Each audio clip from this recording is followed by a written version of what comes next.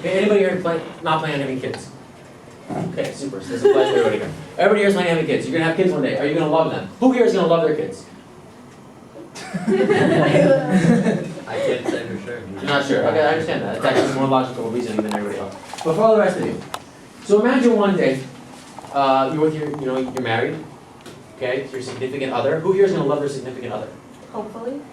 No, you're not gonna get married unless you love them. You may not love them forever, but it's not gonna happen unless you actually, you're probably not gonna have kids with them. You're probably not gonna get married unless you do love them, right?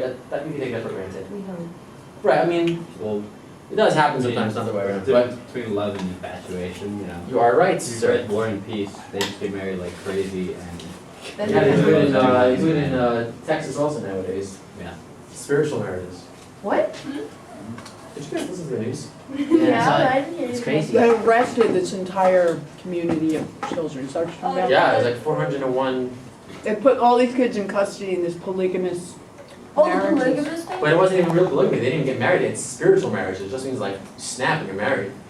And they were like marrying 13-year-olds, 14-year-olds, 15-year-olds. It was crazy stuff. Anyway, so we're going to assume that we're going to love our significant other. Let me ask you a question. You guys are all touching on this already. Can you imagine the scenario? You come home one day and you say to this, you're like, imagine it's a guy and he's married to a girl and he says to this girl, he's like, honey, we need to talk. Right, we've all seen this before. And she says, oh no, what do we need to talk about? He says, it's not you, it's me. Usually, isn't it the female different? And the guy's like, This is me, so we're talking about me now, okay? So I say, it's not you, it's me. So she's like, what do you mean? I've been in 25 relationships and it's always not me.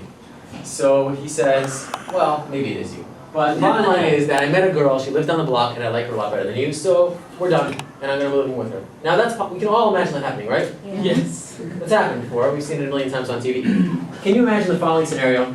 You come home, and you have 2 kids at home, okay? We'll call them Bob and Jane, right? You say, Bob, hey, Jamie, come into the living room, we have to have a meeting. You come into the living room, kids, we need to talk. Oh. I say, what do we need to talk about, Daddy? We're getting a PlayStation 3? He's like, no, it's not you, it's me. I'm like, what are you talking about? He says, I mean, you guys are great. I had a great time with you guys, but there are these kids down the block. They just seem so much more fun than you guys. And I'm going to leave you guys, and I'm going to go hang out with them. They're going to be my kids from now on. Can you imagine that happening? You can't do that. It wouldn't happen, right? Yeah.